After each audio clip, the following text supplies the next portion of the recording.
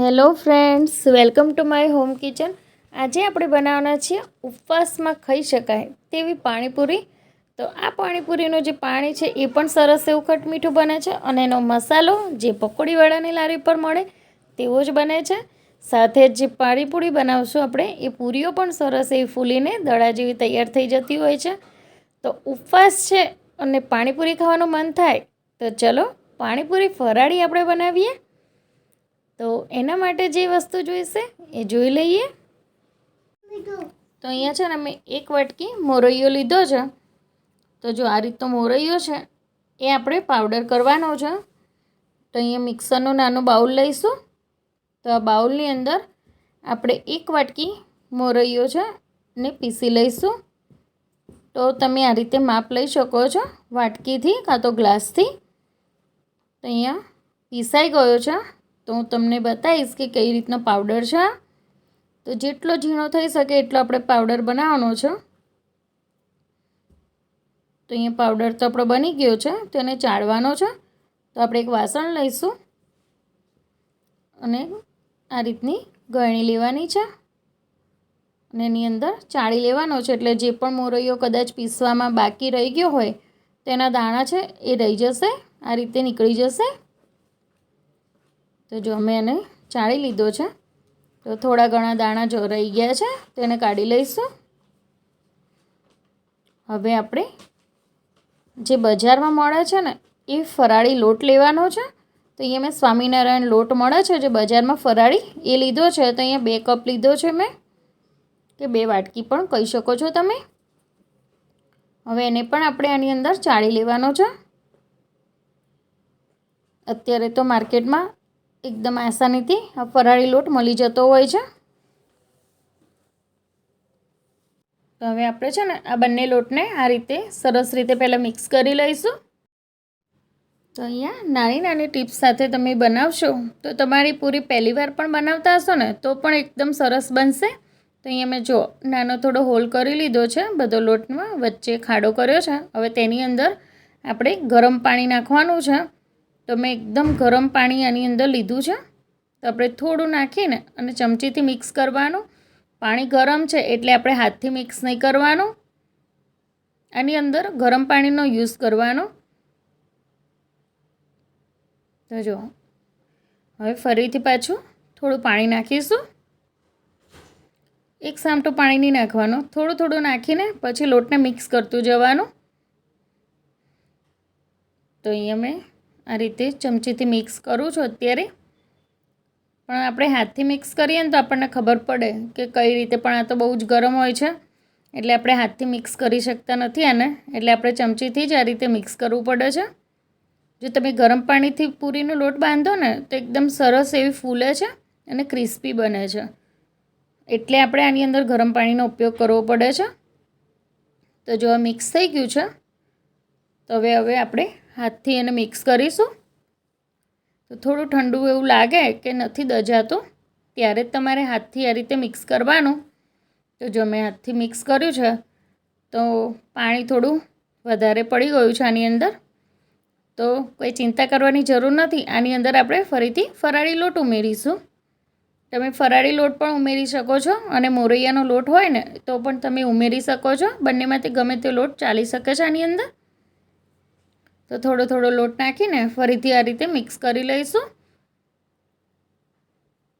તો જો મિક્સ થઈ ગયું છે તો લોટ તો પરફેક્ટ થઈ ગયો છે. તો હવે આપણે તેલ નાખીશું. આ રીતે થોડું તેલ નાખવાનું છે અને તેલને આ રીતે સારી રીતે લગાવીને મિક્સ કરી લેવાનું છે. તો જો અહીંયા આ રીતે મસળતું જવાનું છે. તો સરસ એવું મિક્સ થઈ ગયું છે અને લોટનો તમે જોઈ શકો છો કેવી રીતે બંધાયો છે. તો તમને એકવાર બતાવું. જો આ રીતે હાથથી ગૂંદવાનો છે, જેમ આપણે રોટલીનો લોટ ગૂંથતા હોઈએ છીએ ને એ રીતે. તો થોડું તેલ ફરીથી લગાવી લઈશું અને એક વખત મસળી લઈશું. તો તમને એકવાર હું લોટ પણ બતાવી દઉં કે કેવી રીતનો બાંધ્યો છે મેં. જો છે ને બહુ ઢીલો પણ નથી અને બહુ કઠણ પણ નથી, એ રીતનો લોટ છે. તો હવે આપણે છે ને આને એક કોથળીની અંદર મૂકવાનો છે, કેમ કે આ લોટ છે ને જે ઉપરથી સુકાવો ના જોઈએ. તો અહીંયા મેં છે ને જીપલોક બેગ છે મારી પાસે, એ લીધી છે. તમે આપણે નોર્મલ જે કોથળી આપણે શાકમાં મળતી હોય છે ને એ પણ ધોઈને તમે યુઝ કરી શકો છો. તો મેં અત્યારે બેગની અંદર ભરી દીધો છે લોટ. હવે આને આપણે ઢાંકી દેવાનો છે. તો કોઈ પણ કોટનનું કપડું હોય કે રૂમાલ હોય એને ઉપરથી આપણે ઢાંકીને કવર કરીને સાઈડ પર મૂકી દઈશું 10થી 15 મિનિટ માટે. તો અહીંયા રૂમાલથી હું કવર કરી લઈશ. જો ઉપવાસ હોય અને જો આવું ખાવાનું મળી જતું હોય ને તો ઉપવાસ કરવા કોને ના ગમે.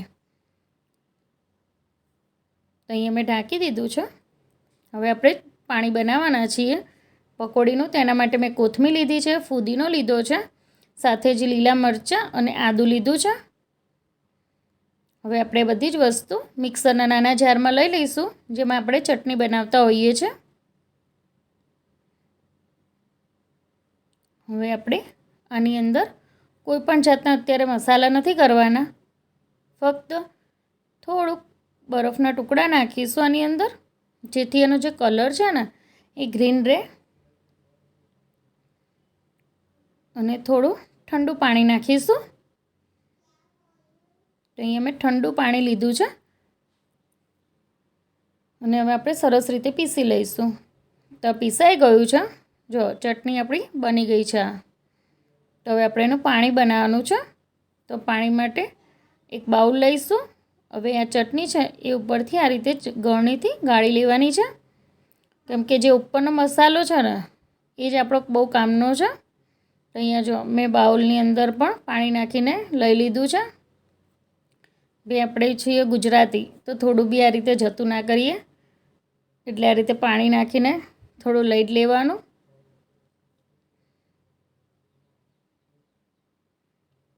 હવે આપણે ચમચીથી મિક્સ કરી લઈશું અને આને દબાવીને એનો જે રસ છે એ કાઢી લેવાનો છે. જે ઉપરનું જે કચરા જેવું દેખાય છે ને કચરો નથી, એમાં જ છે મેઇન ટેસ્ટ જે આપણે મસાલામાં ઉપયોગ કરીશું. તો આને એક વાટકીમાં કાઢી લઈશું. અને ફેંકી નથી દેવાનું અને આપણે મસાલામાં ઉપયોગ કરવાનો છે એટલે એક વાટકીમાં કાઢી લઈશું અને સાઈડ પર મૂકી દઈશું.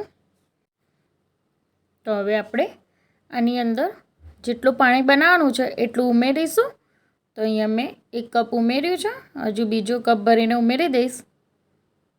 હવે આપણે એની અંદર મસાલો કરીશું જેમાં મેં ફરાળી મીઠું લીધું છે. હવે સાથે જ તેની અંદર આપણે સંચળ કહીએ છીએ ને જે પિંક સોલ્ટ એ લીધું છે. સાથે થોડો મરી પાવડર લીધો છે તીખાશ માટે. ઓલરેડી મેં જે આની અંદર મરચાં વાપર્યા છે ને એકદમ તીખા જ છે. હવે આપણે આની અંદર લીંબુ નીચવીશું ને એટલે સરસ એવો પાણીનો કલર ચેન્જ થઈ જશે. તમે જોજો. તો એ મેં લીંબુ નીચવી દીધું છે અને હવે આપણે એને મિક્સ કરી લઈશું. તો જો એકદમ સરસ ગ્રીન કલર પાણીનો આવી ગયો. તો બરફ નાખીએ ને એટલે આવો કલર આની અંદર પકડાતો હોય છે. એટલે આપણે આની અંદર ઠંડુ પાણી અને બરફના ટુકડાનો ઉપયોગ કરવાનો. તો બહુ જ મસ્ત પાણીનો કલર દેખાશે.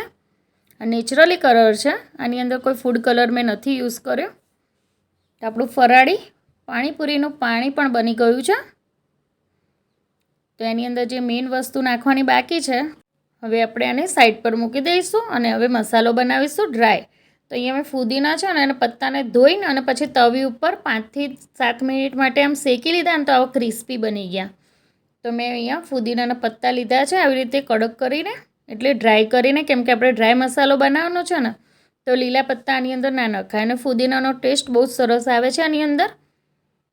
તો અહીંયા મેં સંચળ પાવડર લીધો છે 1 ચમચી. સાથે જ ફરાળી મીઠું લીધું છે અડધી ચમચી. સાથે જ હવે અહીંયા મેં આમચૂર પાવડર લીધો છે. તો અહીંયા આમચૂર પાવડર 2 ચમચી જેવો લીધો છે મેં. તમે જો ચાટ મસાલો ખાતા હોય તો તમે એ પણ લઈ શકો છો. સાથે જ મેં શેકેલું જીરું છે અને કચકચરું વાટીને લીધું છે. અને હવે આપણે આ બધી વસ્તુને પીસી લઈશું. તો મસાલો પીસાઈ ગયો છે. તો જુઓ દેખાય છે પકોડીવાળા છે ને એ પણ આ જ રીતે મસાલો બનાવતા હોય છે અને સેમ આનો ટેસ્ટ એવો જ આવશે. તમે ફુદીનાના પત્તાને સ્કીપ કરવા માગતા હોય તો તમે કરી શકો છો, પણ ફુદીનાથી બહુ જ મસ્ત ટેસ્ટ આવશે. તો આપણો પકોડીવાળાની લારી પર મળે છે ને એવો જ આ મસાલો બનીને તૈયાર થઈ ગયો છે. તો આપણે એને વાટકીમાં કાઢી લઈશું. તો આ મસાલોને તમે એક ડબ્બીમાં ભરીને લાંબા સમય સુધી સ્ટોર પણ કરી શકો છો. અને છાશની અંદર કે કોઈ તમે એવું ડ્રિંક બનાવો, લીંબુ શરબત ને એવું, તો એની અંદર પણ નાખો ને તો બી એટલો મસ્ત ટેસ્ટ આવશે એનો. તો હવે મસાલાને પણ સાઈડ કરી દઈશું. હવે આપણે બનાવવાનું છે બટાકાનો માવો. તો એના માટે મેં અહીંયા લીધા છે બટાકા બાફેલા. તો એને આપણે હાથથી આ રીતે મસળી લઈશું. તો અહીંયા બધા જ બટાકાને આ રીતે હાથથી મસળી લેવાના છે.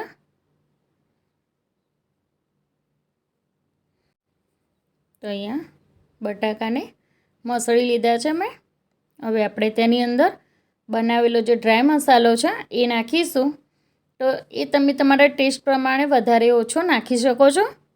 તો અહીંયા હું અત્યારે 1 ચમચીથી થોડો ઓછો લઈશ, પણ તમે જે પ્રમાણે તમારે નાખવો હોય તમે નાખી શકો છો ટેસ્ટ કરીને. હવે આપણે આની અંદર જે પાણી બનાવતા જે મસાલો આપણે કાઢ્યો હતો સાઈડ પર એ લીધો છે મેં, એ આની અંદર નાખી દેવાનો છે. અને હવે આની અંદર કોથમીર નાખીશું. હવે આપણે કોઈ પણ મસાલા આની અંદર કરવાના નથી. હવે બસ ખાલી આ રીતે મિક્સ કરી લેવાનું છે. તો જો તમારે પાણીપુરીની જે પૂરી હોય છે ને એ પણ તોડીને આની અંદર નાખવી હોય ને તો પણ તમે નાખી શકો છો. તો કોઈક વખત ઉપવાસમાં આ પાણીપુરી જરૂરથી ટ્રાય કરજો. સ્પેશિયલ પકોડીના જે શોખીન છે મારા જેવા, તો મહિનો રાહ કોણ જોવે કે શ્રાવણ મહિનો ક્યારે પતે ને પકોડી ખાઈએ. તો એ જ પકોડીનો ટેસ્ટ આવશે આની અંદર. તો તમને લાગશે પણ નહીં કે ઉપવાસમાં મેં પાણીપુરી મિસ કરી. મજા આવશે. તો જરૂરથી ટ્રાય કરજો આ રેસીપીને. સ્પેશિયલ મેં તમારા માટે જ આ બનાવી છે. તો હવે અહીંયા મેં જો પાણીની અંદર કોથમીર નાખી દીધી છે. હવે આપણે જે સિક્રેટ મસાલો જે બનાવ્યો અત્યારે એ આની અંદર થોડો નાખીશું. તો આનાથી જે પાણીનો ટેસ્ટ છે ને એ બહુ જ મસ્ત થઈ જશે. એકદમ પકોડીવાળાની જે લારી ઉપર મળે છે ને પાણી એવો જ. તો એ ટેસ્ટ માટે આ મસાલો નાખવો જરૂરી છે આની અંદર. તો આપણો માવો બી તૈયાર છે અને પાણી બી તૈયાર છે. તો હવે આપણે પૂરી બનાવવાની છે. તો પકોડી માટે મેં જે લોટ તૈયાર કર્યો છે એને આપણે બહાર કાઢી લઈશું. હવે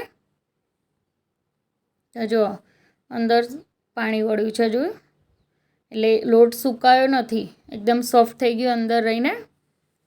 આપણે એમ કે ગુજરાતી ભાષામાં કહીએ બફાઈ ગયો. તો આ ગરમ પાણીથી આપણે મૂક્યો હતો ને એટલે એ લોટ બફાઈ ગયો છે અંદર. તો હવે આપણે લોટના તેલ નાખીને પાછું આ રીતે ફરીથી મસળી લઈશું.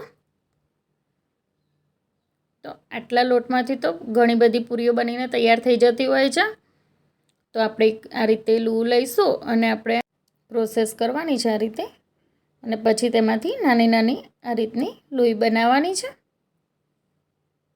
જો તમારે આ રીતે પૂરી ના કરવી હોય ને તો તમે એક મોટી રોટલી વણીને પછી કોઈ પણ ગ્લાસથી તમે નાની નાની સાઇઝની પૂરીઓ એક સાઇઝની કરી શકો છો. એ પણ એકદમ સરળ રીતે બની જતી હોય છે. પણ અત્યારે હું તમને આ રીતે વણીને બતાવીશ. તો અહીંયા બધા જ લુવાને આપણે આ રીતે ગોળ ગોળ દબાવી દઈશું. જેમ પૂરીઓ માટે આપણે તૈયાર કરીએ છીએ ને એ રીતે જ કરવાનું છે. તો અહીંયા ગુલ્લા તો બની ગયા છે. હવે આપણે એને વણવાનું છે. તો અહીંયા મેં આ રીતનો પાટલો લીધો છે. હવે તેની જે ડીશમાં મૂકવાનું હોય ને ડીશને આ રીતે તેલથી ગ્રીસ કરી લેવાની. એટલે શું છે કે આપણે જે પણ પૂરી વણીએ ને નીચે ચોંટી ના જાય. તો આપણે આ રીતે લાંબી સાઇઝમાં તમને જે પણ શેપ ગમતો હોય ને એ તમે આની અંદર બનાવી શકો છો. જાતે બનાવો છો એટલે. તો અત્યારે હું આ રીતે લાંબી વણી રહી છું. તો જો આ રીતે ગોળ પણ બનાવી શકો છો. તો જો મેં ગોળ વણી લીધી છે. તો થોડી ગોળ બનાવીશું અને થોડી લાંબી બનાવીશું. લાંબી હોય ને તો મોઢામાં ફટાફટ જતી રહે છે. તો અહીંયા આ જ રીતે પૂરી આપણે વણીને તૈયાર કરી લેવાની. તો મેં અહીંયા બધી જ પૂરી વણીને તૈયાર કરી લીધી છે. તો મેં ગોળ પણ વણી છે અને થોડી આ રીતની પણ વણી છે. તો અહીંયા તેલ ગરમ થઈ ગયું છે. તે એક એક આ રીતે પૂરી મૂકવાની અને તેલ આપણે ઉપરથી આ રીતે નાખશું ને એટલે જો ફટાફટ પૂરી ફૂલવા લાગશે. તો જો છે ને ફટાફટ પૂરી ફૂલે છે. તો બસ આ જ રીતે પ્રોસેસથી તમે કરશો ને તો પહેલી વખત બનાવશો ને તો એ તમારી પૂરીઓ ફૂલશે. તો જો અહીંયા પૂરીઓ તળાઈ ગઈ છે. એને એક કાણાવાળું જે વાસણ હોય ને એની અંદર કાઢવાની, એટલે જે તેલ એક્સ્ટ્રા હોય ને એ નીકળી જાય અને આપણી પૂરીઓ છે ને સોગી ના થઈ જાય, ક્રિસ્પી રહે ને એના માટે કાણાવાળું લેવાનું વાસણ. તો અહીંયા એ જ રીતે હું પૂરીઓને બધી જ પૂરીઓ તળી લઈશ. તો અહીંયા મારી પકોડી જો બધી જ ફૂલે છે. ઘણી વખત કોઈ ના પણ ફૂલે હો, તો કંઈ બીવાની જરૂર નથી. એ પૂરીને તમે ચાટપૂરીની જેમ પણ યુઝ કરી શકો છો, કેમ કે આપણે પકોડીવાળા લારી ઉપર જઈએ છીએ તો નહીં હોતી, ફૂલ્યા વગરની પૂરી આપણને ખાવા આપે છે મફત. તેવી રીતે પણ તમે ખાઈ શકો છો. પણ મોસ્ટ ઓફ બધી પૂરીઓ ફૂલી જ ગઈ હતી, અમુક હોય એવી. તો જો બધી જ પૂરીઓ સરસ એવી તળાઈ ગઈ છે. તો જો પૂરીઓ એ આમથી આમ ભાગે છે, પકડવા જ નથી આવતી, કેમ કે આપણને તો પ્રેક્ટિસ ના હોય ને, આપણે ક્યાં બનાવતા હોઈએ રોજે રોજ. તો અહીંયા પાણી તૈયાર છે, મસાલો તૈયાર છે અને આપણી પૂરીઓ પણ તૈયાર છે, સરસ ક્રિસ્પી. તો એને મેં એક પ્લેટમાં લઈ લીધી છે.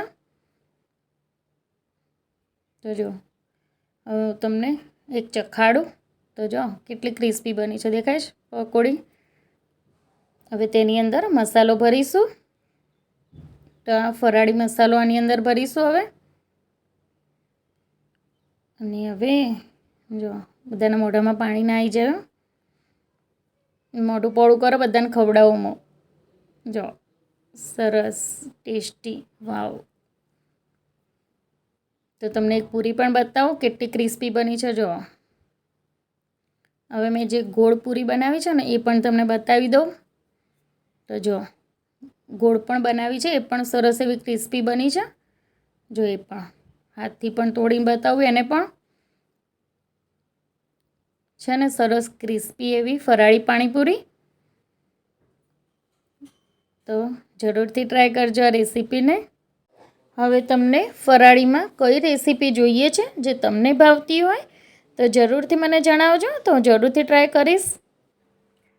તો તમને મારી રેસીપી ગમે તો મારી ચેનલને એક લાઈક કરો, શેર કરો અને સબસ્ક્રાઈબ કરો, જેથી તમને નવા નવા વિડીયોની નોટિફિકેશન મળી રહે અને તમે સૌથી પહેલાં મારા વિડીયોને જોઈ શકો છો. તો જરૂરથી આ રેસીપીને પણ ટ્રાય કરજો અને મને ફોલો કરજો. ખૂબ ખૂબ આભાર તમારો. Thank you.